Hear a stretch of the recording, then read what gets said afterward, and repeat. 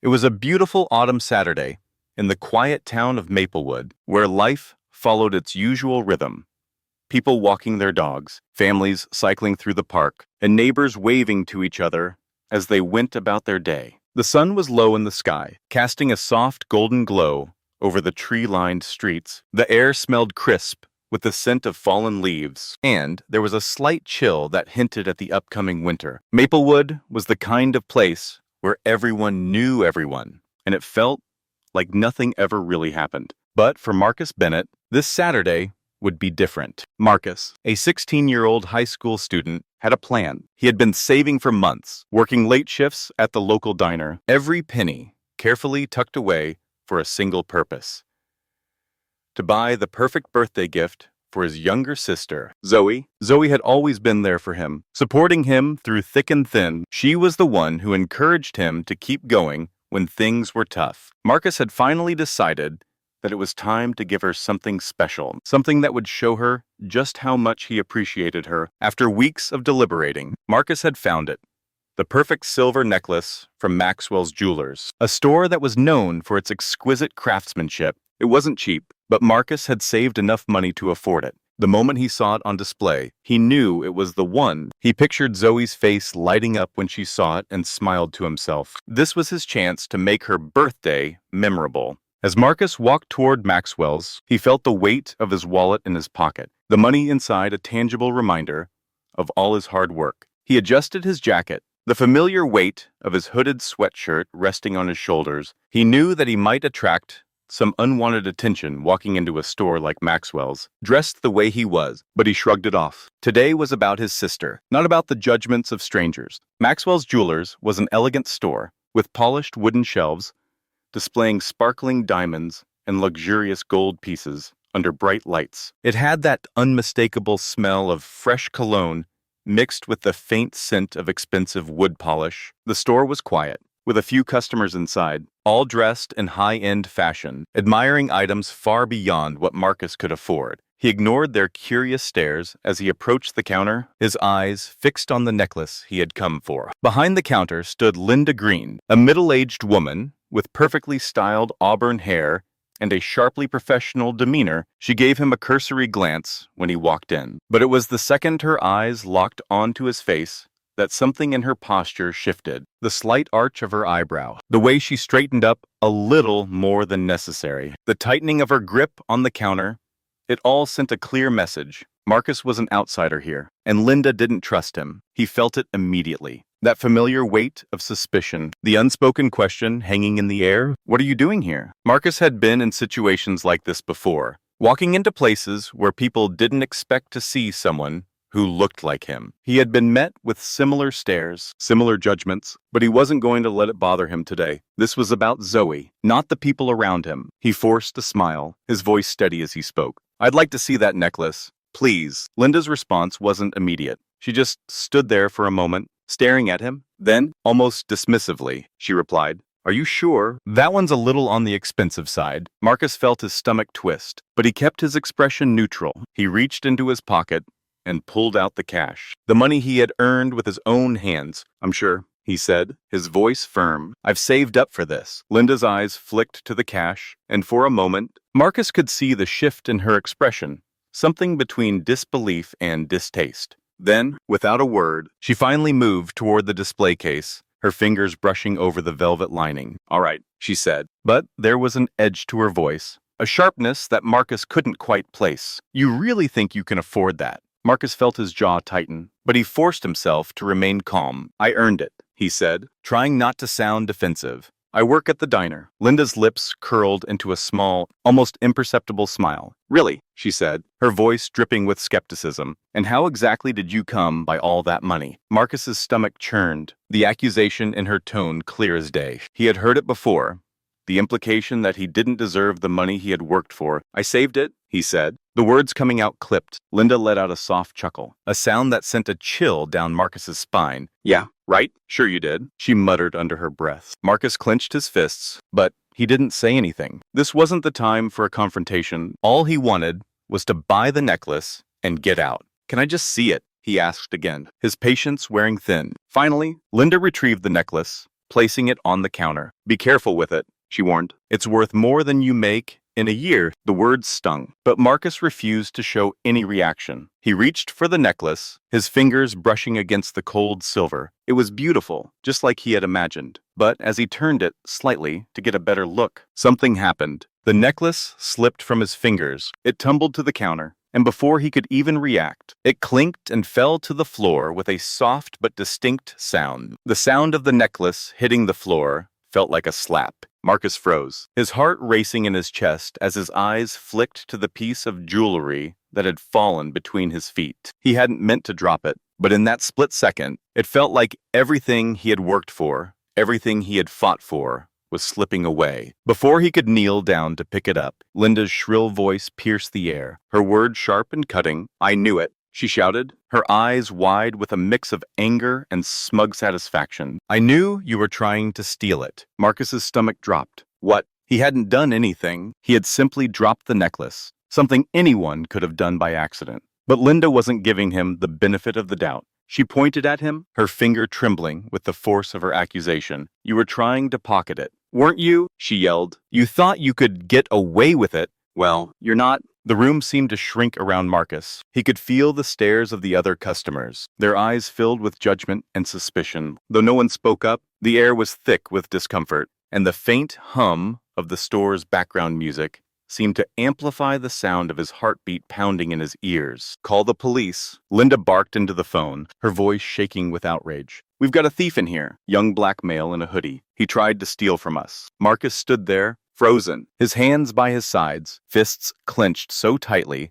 that his nails dug into his palms. His thoughts raced, and he had a split second to consider his options. He knew he could try to run, but that would only make things worse. He knew what would happen next. He had seen the stories, heard the whispers. This was not the first time a black teenager had been wrongfully accused of something they didn't do, and in that moment, Marcus realized he had two choices. He could fight back, or he could remain calm and wait for the truth to come out, even if it felt like an eternity. The wail of approaching sirens cut through his thoughts. They were coming. Marcus felt a wave of nausea rise in his throat. This was really happening. He kept his eyes on Linda as she spoke to the operator, her voice now thick with fake urgency. "Hurry, He's getting aggressive." She practically spat, her eyes never leaving Marcus. Aggressive. He hadn't done anything. He just stood there, trying to remain composed, trying to breathe through the anger that was swelling in his chest. Then the door opened, and two uniformed officers stepped into the store. Their eyes immediately locked onto Marcus. It was like a switch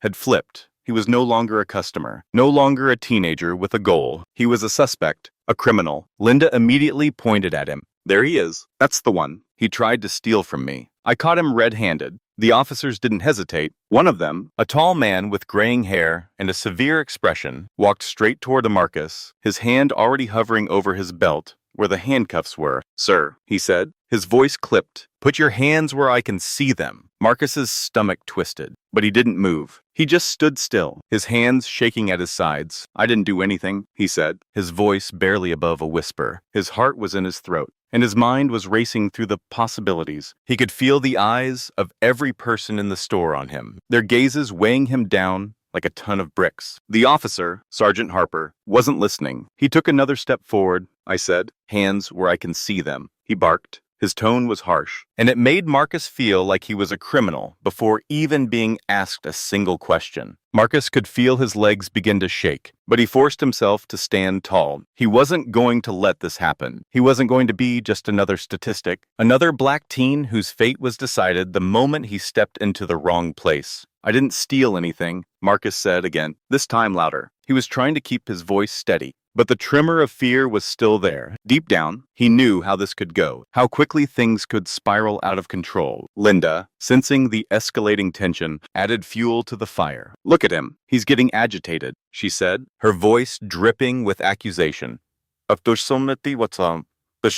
He thought he could get away with it, but now he's panicking. Marcus clenched his fists, his teeth grinding. He had to stay calm. He couldn't let them provoke him into a reaction that would make everything worse. He took a deep breath, trying to steady his racing heart, and his mind flashed to his mother. She always told him to keep his cool, to be the bigger person, no matter what. Then, in a moment of sheer clarity, he made a decision. He wasn't going to let this happen to him, not without a fight, not without giving them the chance to see the truth. He pulled his phone from his pocket, slowly and deliberately, making sure no one could mistake it for a sudden movement. He dialed the number he knew by heart. His mother. "Mom," he said, his voice trembling but firm. "I need you here. Now. I'm at Maxwell's Jewelers." He didn't give an explanation. He didn't have to. His mother would know what to do. She always did. As he held the phone to his ear, Sergeant Harper and the other officer, Officer Daniels, exchanged glances. They had heard the tension in his voice, and for a brief moment, it seemed like doubt flickered in Officer Daniels' eyes. But Sergeant Harper was resolute. "Call your lawyer." "Kid," Harper muttered, his eyes narrowing as he took a step back. "You're under arrest." The silence in the store was suffocating. Marcus stood there, feeling the weight of the situation crashing down on him. He could hear the faint hum of the store's air conditioning, but it didn't comfort him. He could feel the cold stares of the customers, the tension in the air like a live wire. His chest tightened, and for a moment, he thought he might break under the pressure. But he didn't. He kept his focus on the phone, gripping it tightly in his hand as he waited for his mother to arrive. His breath came in shallow bursts, but he forced himself to remain calm. This wasn't just about him anymore. It was about proving that they were wrong, about showing them that he wasn't what they thought he was. Minutes dragged by, each one feeling like an eternity. The officers stood there, waiting, their eyes never leaving Marcus. Linda paced behind the counter, glancing nervously at the door every few seconds. Finally, the door opened again. The room seemed to hold its breath as a woman walked in. She was tall, her posture commanding, and she exuded an aura of authority that made the entire store go silent. She was dressed in a sharp navy blue suit, and her heels clicked sharply on the floor as she moved toward the center of the store. Her gaze swept over the scene before her, taking in the officers, the customers, and Marcus standing there, still under suspicion. Without a word, she flashed her badge at Sergeant Harper and Officer Daniels. "I'm Dr. Simone Bennett," she announced, her voice cutting through the tension like a blade. "Director of the FBI." The room fell completely still. The officers blinked, unsure of how to react. Linda, her face already flushed with guilt and panic, froze. The customers, who had been silently observing the entire ordeal, now seemed to shrink back, unsure of what to do next. Simone's eyes locked onto Sergeant Harper, and for a moment, there was a heavy silence as she assessed the situation. Harper's grip on the handcuffs faltered, his stance weakening as the weight of Simone's presence took hold of him. Officer Daniels, who had shown hesitation earlier, now stood frozen, his posture visibly stiffened. Simone's gaze didn't soften. She wasn't here for pleasantries. She was here to end this. "This," Simone said, her voice unwavering and sharp, "is my son." She gestured toward Marcus, whose face had gone from tense to relieved as his mother's presence shifted the entire atmosphere in the room. "What's going on here?" Sergeant Harper stammered, his voice clipped. "We received a call about a possible theft, ma'am. We responded to the scene accordingly." Simone tilted her head slightly, narrowing her eyes. "Responded accordingly," she repeated, her voice calm, but with an edge that suggested she was ready to dismantle every word he had spoken. "By walking in here and immediately deciding that my son was guilty." Harper shifted uncomfortably, but he didn't respond. Simone's gaze didn't waver as she turned to Linda. "And you," she said, her eyes locking onto the store clerk, who looked as if she might shrink into the floor. "You're the one who made this call, aren't you?" Linda's lips trembled, and her earlier bravado crumbled. I saw him drop the necklace," she stammered. "I thought he was trying to steal it." Simone didn't let her finish. "Let me make something clear," she said, her voice quiet but deadly. "My son walked into your store to buy a necklace with the money he earned, and you decided, before he even spoke, that he didn't belong here. You immediately labeled him a thief, and you used your own prejudices to call the police." Linda opened her mouth to argue, but no words came out. She couldn't argue with the truth. Simone turned back to Sergeant Harper, her eyes cold and piercing. "Did you check the security footage before deciding to arrest my son?" Harper hesitated, clearly caught off guard by the question. No," he said reluctantly. We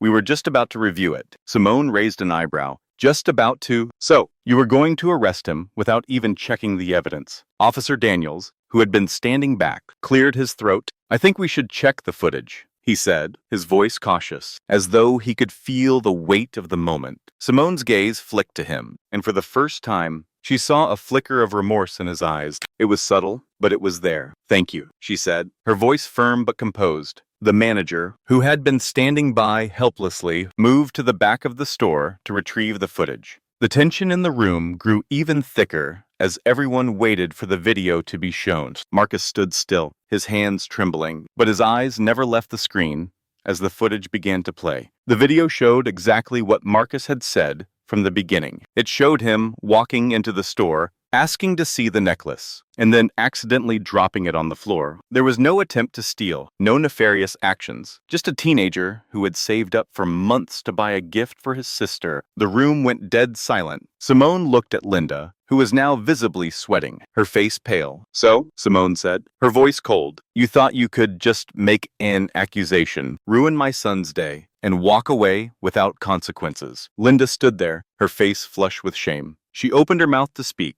but no words came out. Simone turned back to the officers. "What happens now, Sergeant?" she asked, her voice laced with authority. Harper shifted on his feet, clearly uncomfortable. "We'll need to take a statement, ma'am," he said, but there was no conviction in his voice anymore. He knew they were wrong. Simone nodded, but her gaze never left Linda. "I don't think there's much more to say, is there?" Epilogue. A few days later, the fallout from the incident spread like wildfire. The story of Marcus Bennett, the teen wrongfully accused of theft at Maxwell's Jewelers, quickly made headlines. The news was everywhere, on local stations, social media, and even national outlets. The store was flooded with negative reviews, and an internal investigation was launched into Sergeant Harper's actions. Linda Green was placed on leave, and rumors circulated that she had been terminated. Simone had made sure of it. Marcus sat in the living room one afternoon, scrolling through his phone. The news articles were still fresh, but he couldn't bring himself to feel victorious. His fingers hovered over the screen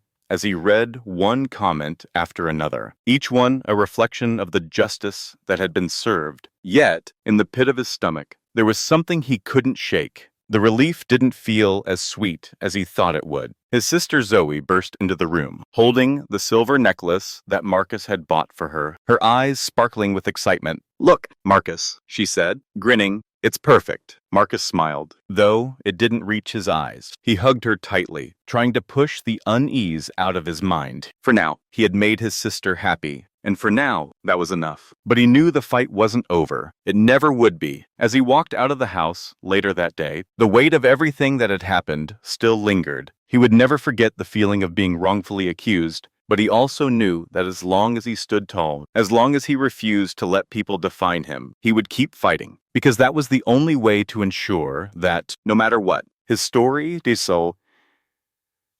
would be his own. The lesson. The story of Marcus Bennett teaches us several vital lessons about the harsh realities of prejudice and racism. It shows how easily assumptions can be made based on someone's appearance, and how one small misstep can lead to devastating consequences for someone who is already marginalized. However, it also serves as a reminder of the importance of standing up for what is right, speaking truth to power, and never allowing others to define who you are. It reminds us that justice can be achieved, but it requires accountability and the courage to fight, even when the odds seem insurmountable.